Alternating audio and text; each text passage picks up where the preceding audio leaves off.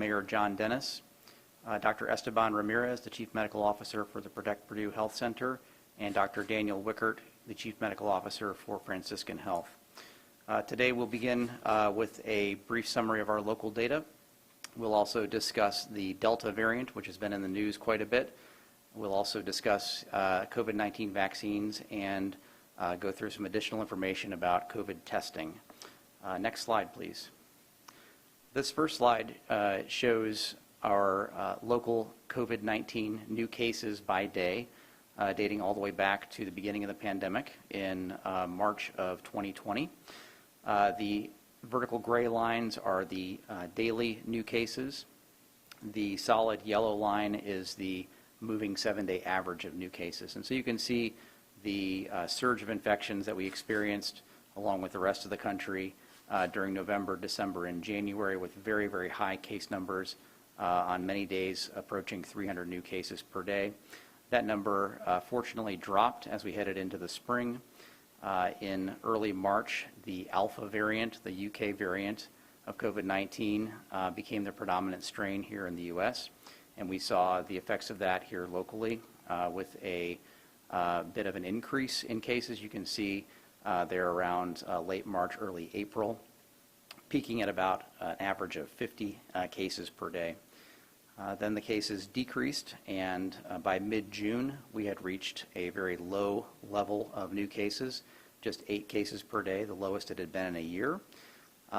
Unfortunately, that low level of new cases was short-lived because the Delta variant then emerged and became the predominant strain here in the U.S. And you can see the effects of the Delta variant there on the far right side of the graph as that yellow line creeps upwards. Last week we had an average of 83 new cases per day. This week so far the case numbers are a little lower. However, we're not certain if this is just due to the fact that we've had a holiday weekend and less testing was done. So we'll be watching that number very closely to see which direction it goes from here. Next slide, please. This slide shows our percent positivity here in the county, dating all the way back to last November. The percent positivity is the percentage of COVID-19 tests that come back positive. This number is important because it helps us know about the level of community transmission in our area. It also lets us know whether an increase in tests, or excuse me, an increase in cases that we're observing is simply due to more tests being done, or if it represents a true increase in the incidence of COVID-19 in our county. The World Health Organization has set as its goal to have the percent positivity be 5% or lower. When you're above 5%, that indicates that you are seeing a significant increase in community transmission. Numbers above 10% become quite concerning. Here recently we have our percent positivity has gone up as high as 9% in early August, and fortunately has gradually dropped from there down to its current level of 5.8%. So we're still higher than the World Health Organization goal of 5% or less, but we're moving closer to that number.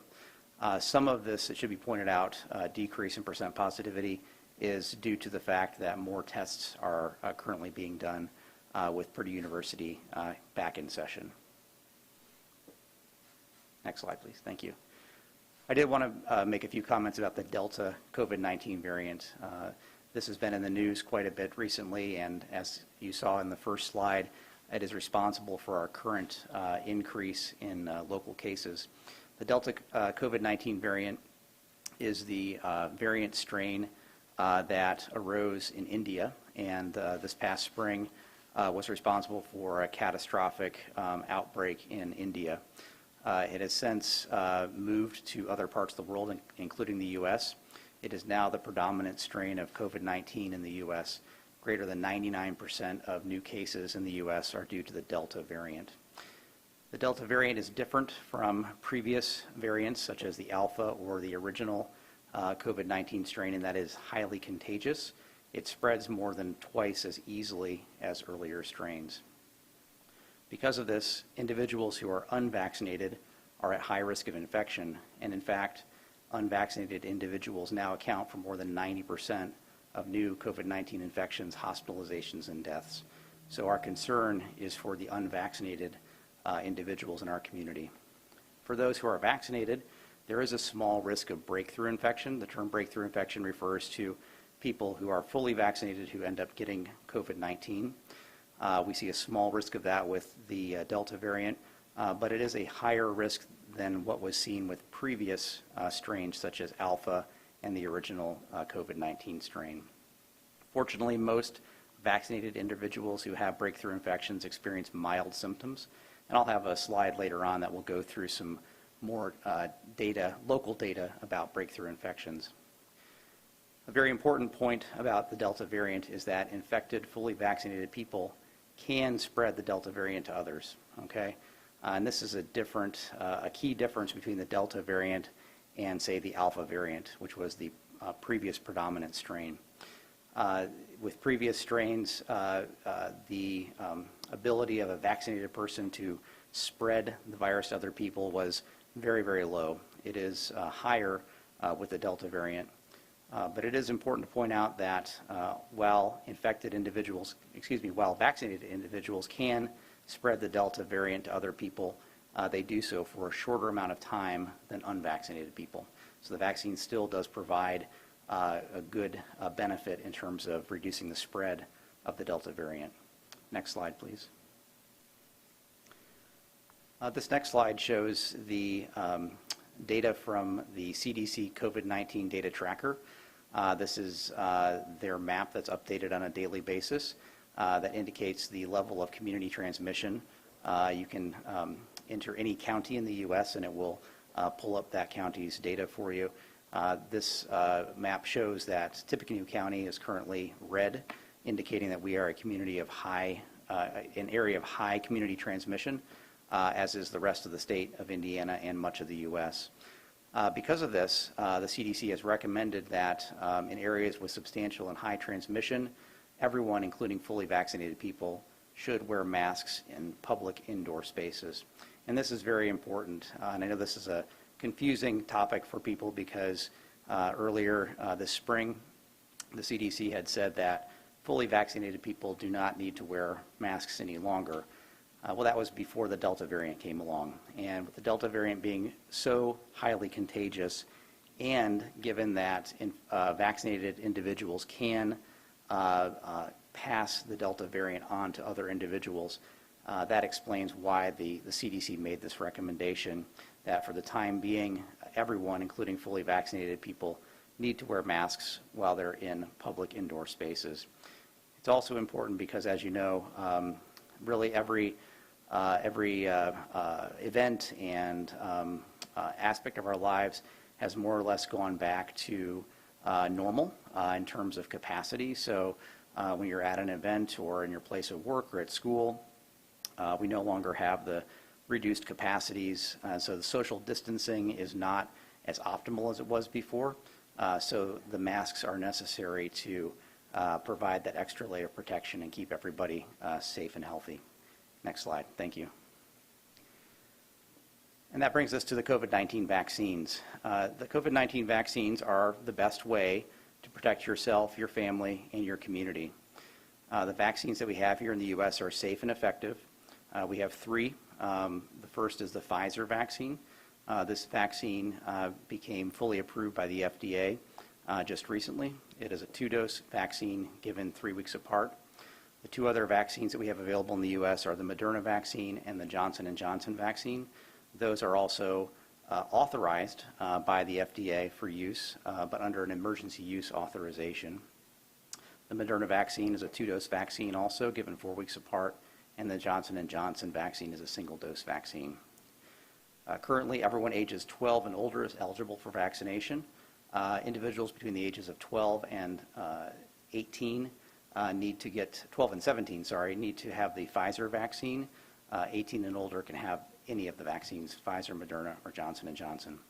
The vaccines are free, and they are available at the Tippecanoe County Health Department Vaccine Clinic and at local pharmacies throughout the county and across the country. Here in Tippecanoe County, we've had just over 98,000 residents fully vaccinated. An additional 2,600 residents have had their first dose of either the Pfizer or Moderna vaccines. This equals 52.7% of our total population being fully vaccinated. If we look at just our eligible population, that is people who are ages 12 and older, we have 59.4% of our population being fully vaccinated. Our goal is to get to at least 70%. 70% is the threshold that many experts agree would give us what's known as herd immunity. And what that means is that when you have enough people in your population vaccinated against an illness, the amount of virus circulating in the community drops to a significantly low level so that the virus presents a far lower risk to the entire community. So 70% is the goal, and at least 70% is the goal. And we're on our way there. Slightly over half of our population here in the county is fully vaccinated, but clearly we still have some work to do in getting more people vaccinated. Next slide, please. I did want to talk about the benefits of COVID-19 vaccines. First and foremost, the vaccines are a great way to protect yourself. These vaccines are highly effective at preventing symptomatic infections, asymptomatic infections, hospitalizations, and deaths. And the effectiveness rates are listed on the slide here. They vary depending on the study. This data comes not only from the clinical trials that the vaccines went through to get their emergency use authorization or their FDA approval, but they also come from real-world studies that have been conducted around the world. And you can see the effectiveness rates are really quite high. To have effectiveness rates in the 70% range, 80%, 90% range is very, very high for a vaccine. For example, each year when we have our influenza vaccine come out, all of us physicians are pleased when that vaccine gets to a 50% effectiveness rate. And here we're talking about vaccines that are much more effective, very highly effective.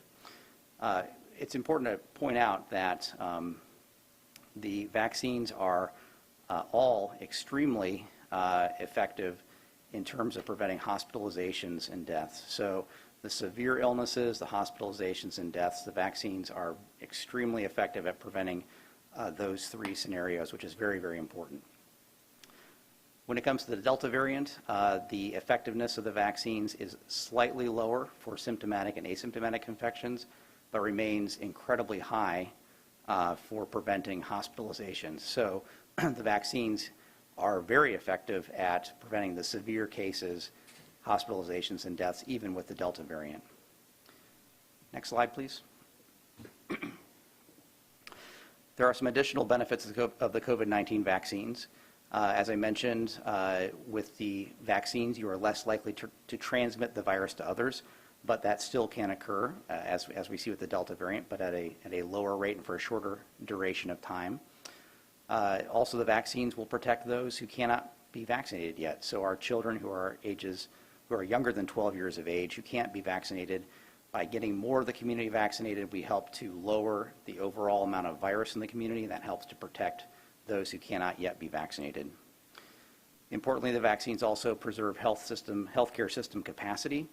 As Dr. Wickert will probably fill us in on later, our hospital systems are currently under a great deal of strain right now due to COVID-19, and keeping more people healthy and out of the hospitals will help preserve healthcare system capacity. In addition, the vaccines allow individuals to avoid quarantine. Individuals who are fully vaccinated and get exposed to COVID-19 do not need to quarantine as long as they remain asymptomatic. So that's very important. That means no more missed work, school, sports practices, and games. In addition, the vaccines will help prevent the emergence of new variant strains. These variant strains only emerge because the virus is transmitting, spreading from person to person. As it does, it reproduces, and when it reproduces, it could introduce new mutations, and those mutations can then flourish. So getting enough people vaccinated will help to prevent the emergence of new variant strains. This is very important because as we see right now with the Delta variant is more contagious than our previous strains. And of course we worry, we worry, about future variants. Could they be even more contagious? Could they be smart enough to avoid being attacked by the antibodies that the vaccines create? These are all concerns, so we want to really prevent new variant strains from emerging. And importantly, last but not least, getting enough people vaccinated will really help bring an end to the pandemic. We all want the pandemic to end. We've all grown very tired and weary of the pandemic. It's dragged on for a long time. We desperately want everything to go back to normal, and the way to do that is to drive that level of virus in the community down to such a low level that it presents a very low risk to everybody. And the way to do that is getting enough people vaccinated. Next slide. I did want to also talk about the safety of the COVID-19 vaccines. This is a question that we get asked a lot. It's important to realize that the COVID-19 vaccines have received the most intensive safety monitoring of any vaccines in U.S. history. For example, I mentioned that the Pfizer vaccine became FDA approved just a few weeks ago. The data that Pfizer submitted to the FDA to show that their vaccine was effective and safe was 340,000 pages long of data. I think it broke the record for the most data ever submitted to the FDA for any approval of any product. So these are very intensely monitored and very intensely scrutinized vaccines. The vaccines have common side effects, and these are listed on the screen.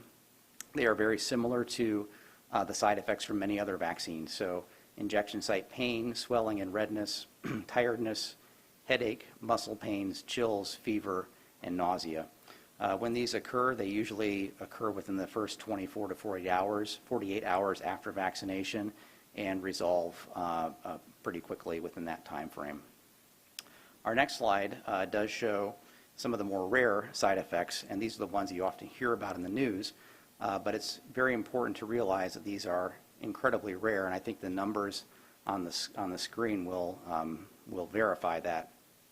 First, the blood clotting issue that we all heard about with the Johnson & Johnson vaccine. Very concerning side effect, of course, but has turned out to be incredibly rare.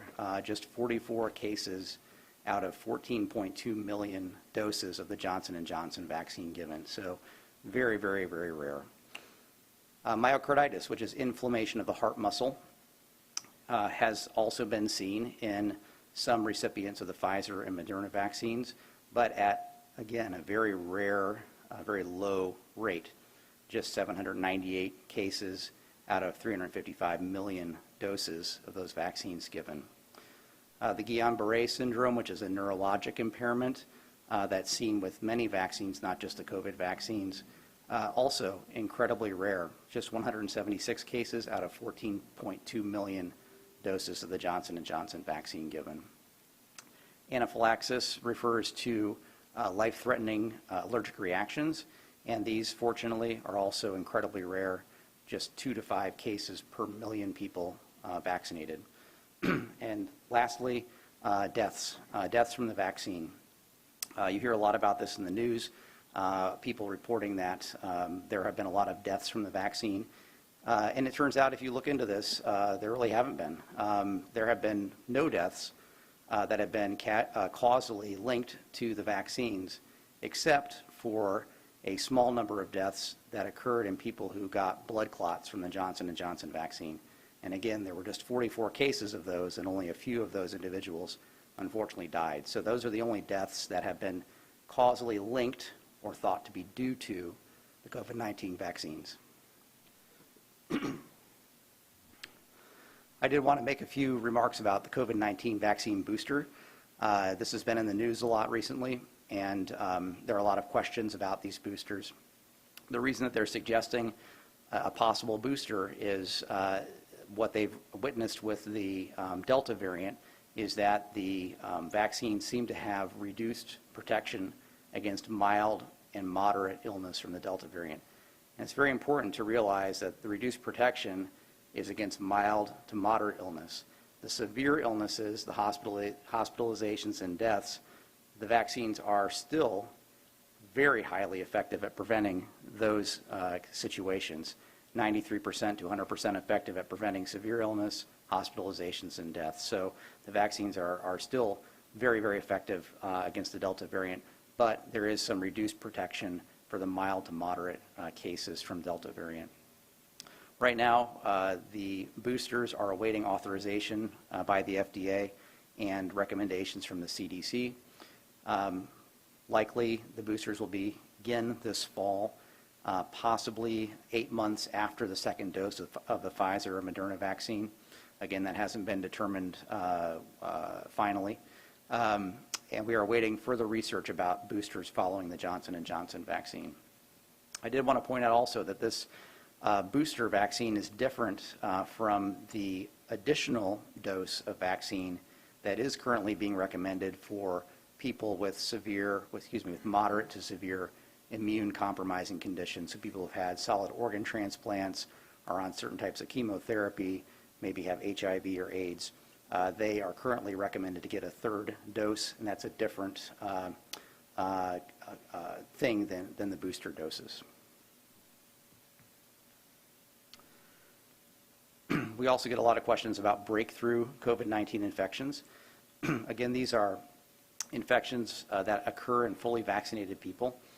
Statewide, it turns out that the rate of breakthrough infections has been very, very low.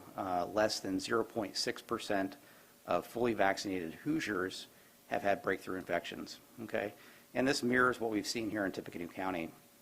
Between May 10th and July 31st, fully vaccinated individuals accounted for only 14.5% of new COVID-19 cases. So in other words, 85.5% of people in our county who got COVID-19 between May 10th and July 31st were actually unvaccinated. So a big disparity between vaccinated and unvaccinated individuals. Among those who did have breakthrough infections, most of them had mild illness, congestion, cough, headache, body aches, loss of taste and smell. Between March 11th and July 31st, just 9 hospitalizations of Tippecanoe County residents with COVID-19 occurred in people who were fully vaccinated. The dozens or hundreds of other people vaccinated for COVID-19 have been unvaccinated. We have had 2 deaths in fully vaccinated individuals from COVID-19.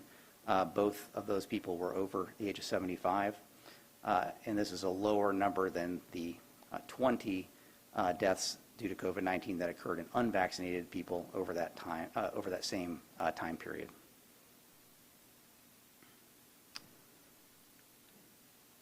And moving on to our local school data, I wanted to include some updated school case and quarantine data. This is for our K through 12 schools here in Tippecanoe County through yesterday, September 7th. You can see the number of cases and the number of quarantines there by school system. One of the things that we've been watching is to see the effect of mask requirements in schools. As many, as many of you are aware, the Tippecanoe School Corporation started the school year out with a mask optional policy. They had that in place for the first 2 weeks of the school year. And then for the last 2 weeks now, they've had a mask required policy.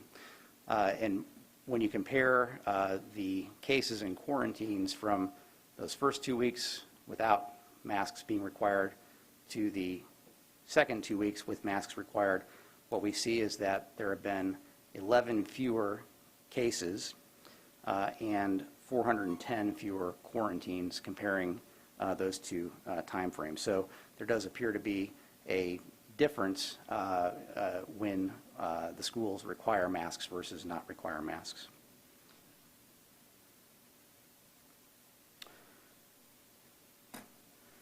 I also wanted to include some information about testing updates. As many of you are aware, currently the demand for COVID-19 testing is outpacing availability. Because of this, the Indiana Department of Health will begin reopening test sites around the state. The Tippecanoe County Health Department has requested to host a testing site, and we hope to have some more information about that shortly. The state's plan is to open these testing sites within the next few weeks. In addition, the Indiana Department of Health made a significant change to its testing guidance on August 20th.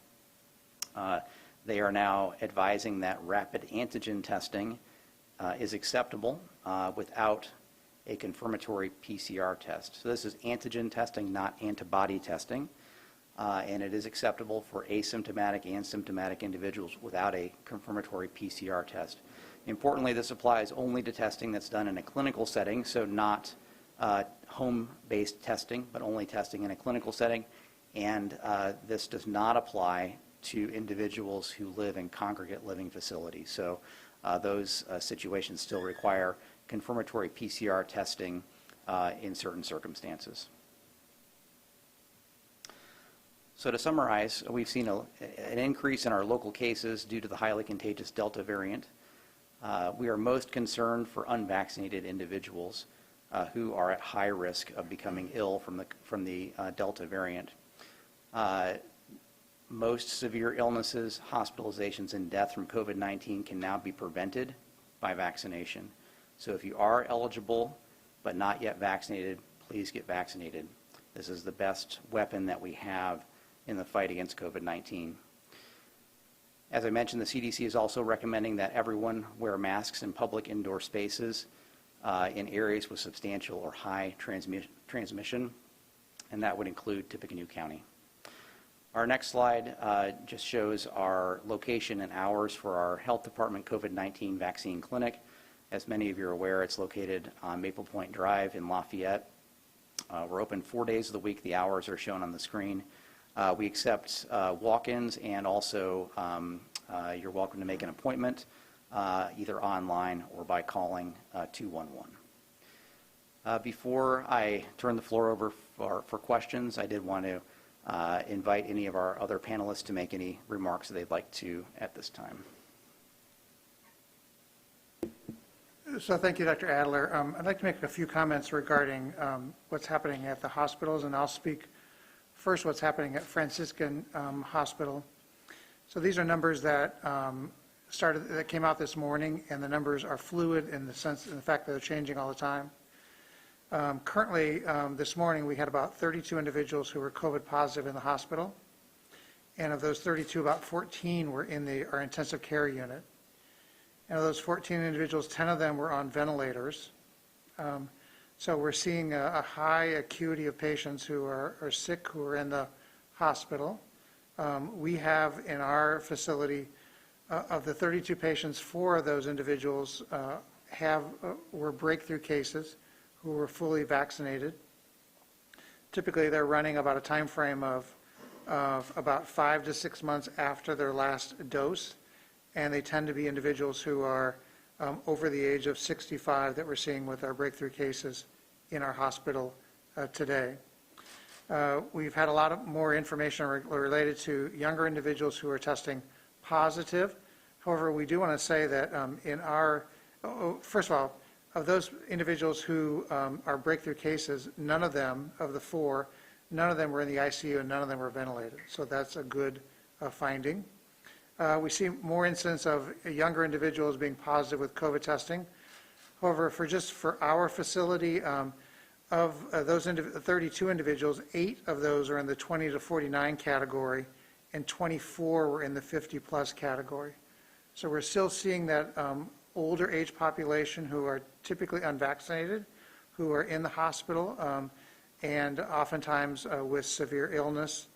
As I just talked with one of my lead hospitalists recently, what he communicated was just hearing and seeing a lot of remorse for those individuals who are now in the hospital, saying, I wish I would have gotten the vaccine and did not have that, had not gotten that prior to their hospitalization.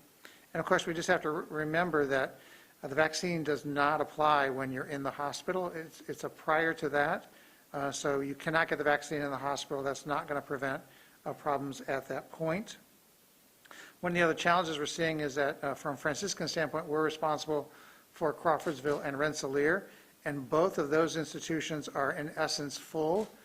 So we're seeing a high incidence of individuals who are ill, probably another total of 10 COVID positive patients total combined in both Crawfordsville and Rensselaer.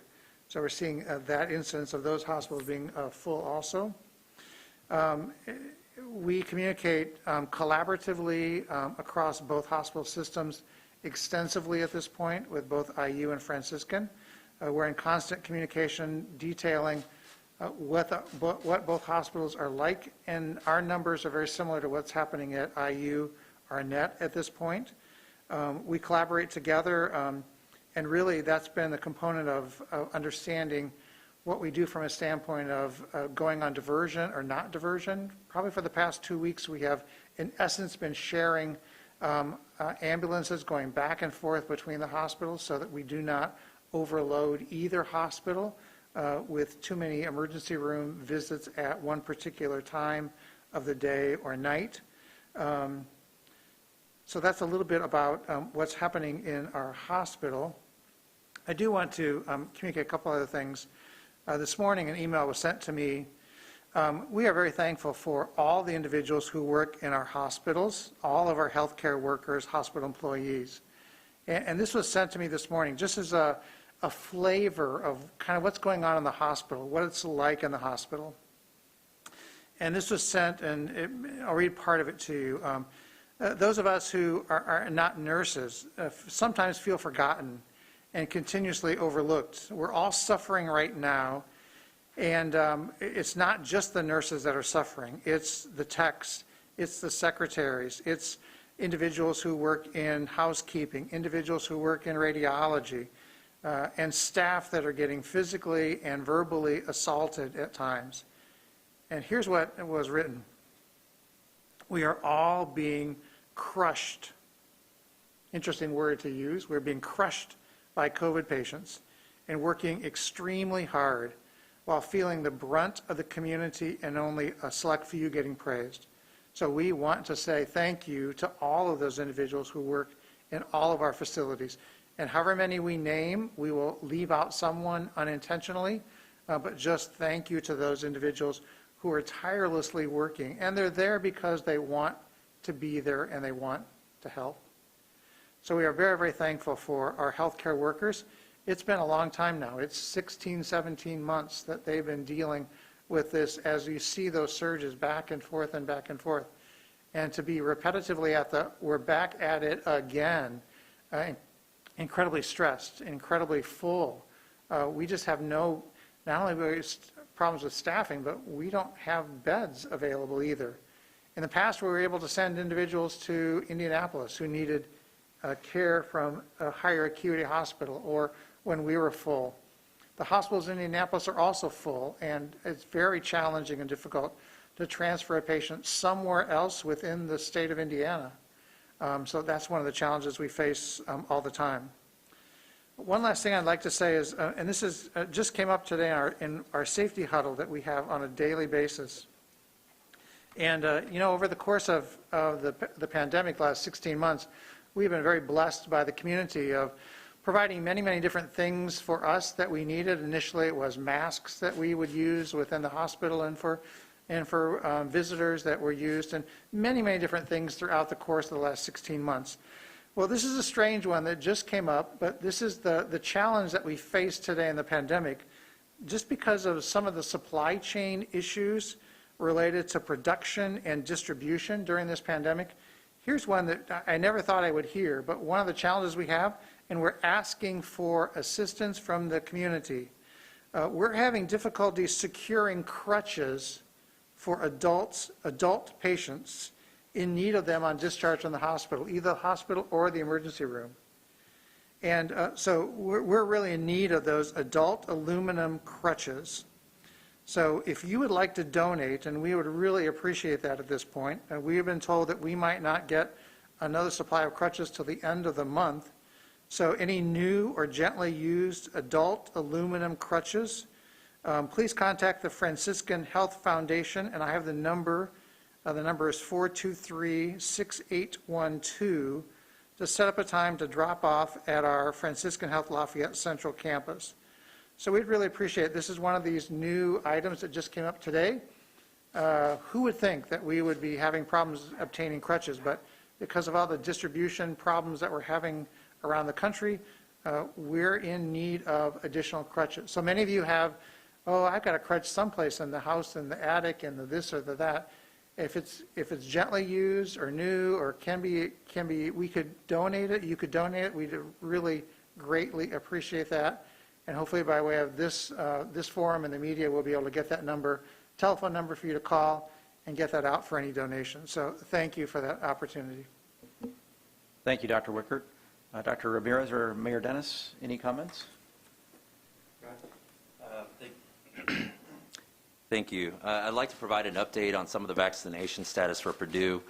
Our current student population is now up to 82% vaccinated, and that's confirmed vaccinated, as well as our faculty is now above 90%, which is great news. And our staff is now at 76% vaccination. That has really helped us to control infection on our campus at this time. Currently, we have a positivity rate of 1.14% over the last 7 days. We're currently managing 78 active cases, and we've had a total of about 172 individuals who we've managed since the fall semester has started. Thankfully, we continue to see primarily, as was reported, mild symptoms or asymptomatic, very minor symptoms in our students, which is good news. So we continue to be very vigilant, looking at how Delta, reacts in a university environment. Compared to last year where we didn't really have the Delta. So we're being very vigilant looking at these numbers, making sure that we don't see any new trends or any new patterns that we should adjust accordingly. But thankfully, as of now, we can report that we are not seeing a different pattern. And again, using the same protocols and modifying some of them because of the fact of new science reports to let us kind of follow these individuals who do end up testing positive, making sure we isolate them quickly so we don't have a spread of infection to the rest of our population. Thank you, Dr. Ramirez. Mayor Dennis? Yes, just real quickly, we have gone back, in the city of West Lafayette, we have gone back to virtual meetings. So all of our major meetings, council meetings, redevelopment commission meetings, Board of Works meetings will all be done online, and should any citizen choose to participate, just go ahead to our website and you'll be able to find a way to click in. Thank you, Mayor Dennis. I'd like to open the floor now to questions from the media or from our Facebook Live audience.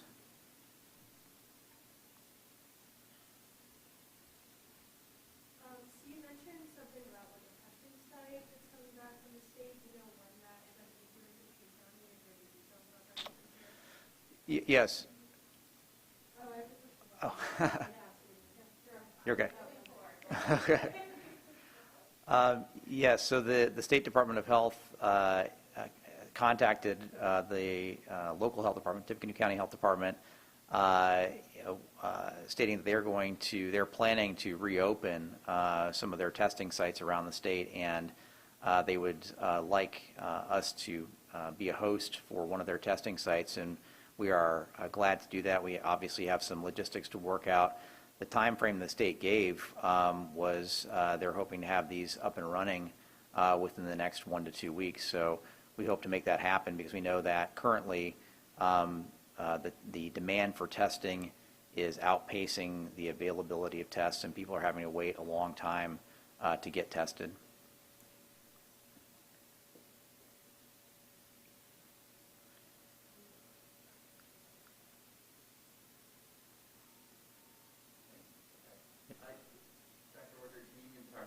Last week there was this conversation about hospitals being at a breaking point. Can you maybe talk about, I guess, how much longer you can kind of sustain the pace that we're at, and what are some thoughts about ways that pressure can be taken off the hospitals? We are thankful for every week that goes by that that the system has not broken. So that's the kind of critical component that we're at. We continue to look at how to decrease capacity. Again, more people vaccinated, more individuals appropriately doing those things that would mitigate the potential spread individuals not becoming ill, not becoming sick. That's what we're really trying to work at and work through. We'll continue to do the best that we can, and right now we are managing it and ideally staying ahead of it just a little bit. We're kind of sometimes feel like we're hanging on with our fingertips, just keeping things rolling and going. Every day at both hospitals is a challenge to how do we move people around to take care of individuals in the right setting and the right location.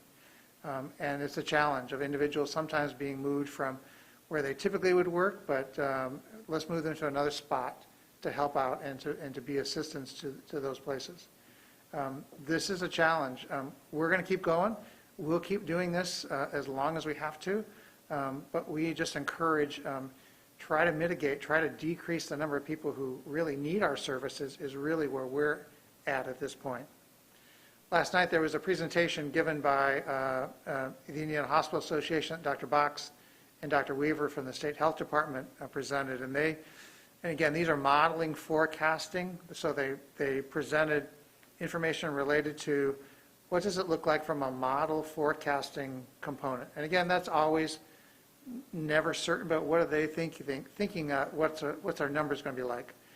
And they separate it by the state, and then they separate it by district. So we sit in District 4 for the state, and they thought that our peak for hospitalizations would be sometime early in October, and our numbers would not quite be as high as they were from a hospitalization in January. At least that's what the forecasting model predicted.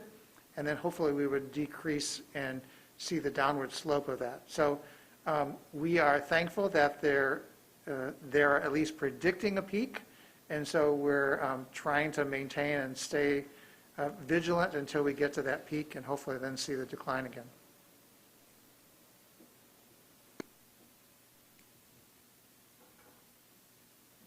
Okay, I think that works. So this is for anybody to answer who is able.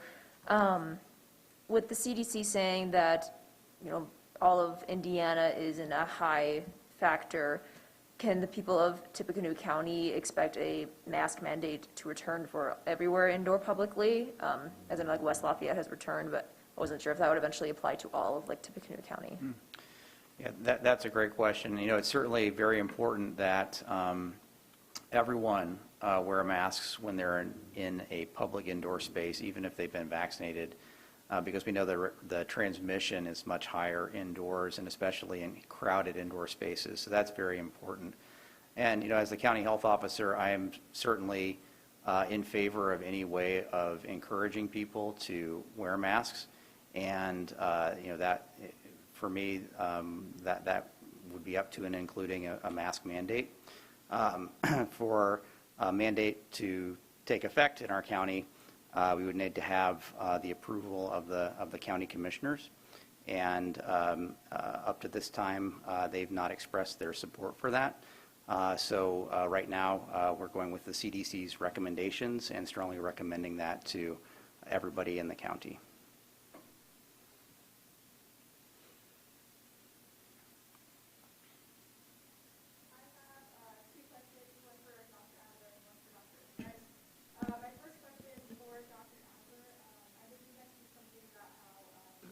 Fully vaccinated people who are asymptomatic no longer need to quarantine, which contradicts the Purdue policy on this. And I was wondering the extent of the exposure needed that qualifies for the unnecessarily to not quarantine. How long? So perhaps Dr. Ramirez can comment on the Purdue part of things. Yes, the current CDC recommendation for fully vaccinated people who are exposed, who are close contacts, is that they would not need to quarantine unless they become symptomatic. That's what Purdue follows, and we do a test day 3 to 5 after an exposure. Great. And then my question for you, Dr. Ramirez, does Purdue plan on giving boosters to students? At this point, we are. We still need to get more information from the state on what that would look like, and we need to, of course, make sure we have the resources available to be able to provide that to everyone that needs it. But yes, it's our hope that we'll be able to provide that to our employees as well and students. Great, thank you.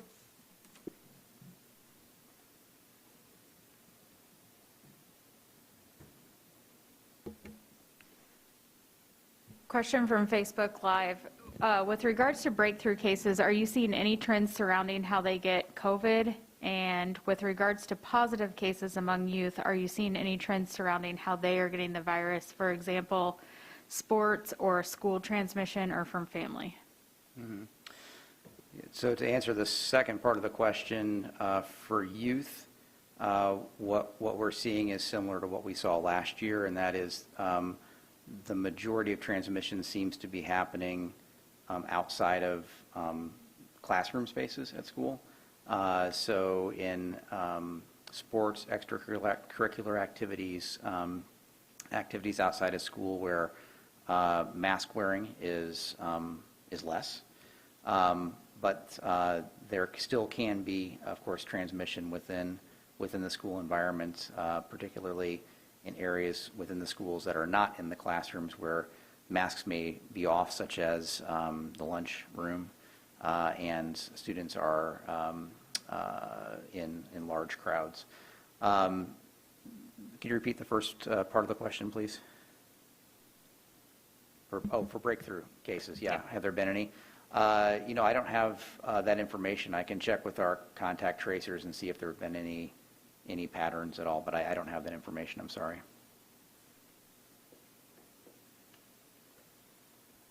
One more. I'm just here to harass Dr. Wickert. Can you talk, long term here, I know you're talking about kind of October being the peak for our region. Is there going to have to be a shift in terms of how, hospitals are managing this? Or is there do we see COVID becoming less of a concern several months out, long term? Or, is this going to be something that we have to manage from here on out? And does there have to be a shift in, capacity and staffing and all these major things in how we look at kind of hospitals functioning? I'd love to be able to predict what's going to happen 2 to 3 months from now. I don't think any of us know that. I think probably many are saying COVID will be with us. It will not go away after October. It will still be with us, so we will have to manage it. The question will be, what's the volume? And I think we're all looking at and evaluating, what's the staffing look like? How can we staff appropriately? How do we manage individuals in the hospital? What spaces do we use, and how do we use those spaces effectively and efficiently? We're always looking at that and looking to increase capacity when possible. But just because I have increased capacity, I also have to staff it. And if I'm struggling staffing today, then increasing capacity, I'm going to struggle more with staffing. So those are two components that we're looking at constantly as to how to manage that and how to maximize the resources that we have currently. And those resources are people. And how do we maximize them? And also to that, Ben, can you hear me? Even in our world, in local government, we're having strong challenges when it comes to replacing equipment, specifically large equipment. And a lot of that has to do with not being able to produce some of the technology, the chips and things like that, to use in garbage trucks and police cars and things like that. So it's having an effect, obviously, with our hospital systems and our overall health and well-being, but there's operational issues that are being affected as well.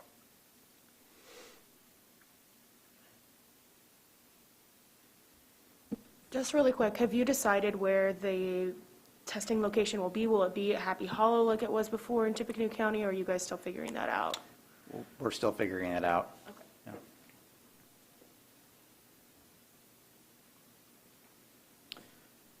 Okay, if there are no further questions, I'd like to thank all of you for joining us, and stay safe, and we'll see you next time. Thank you.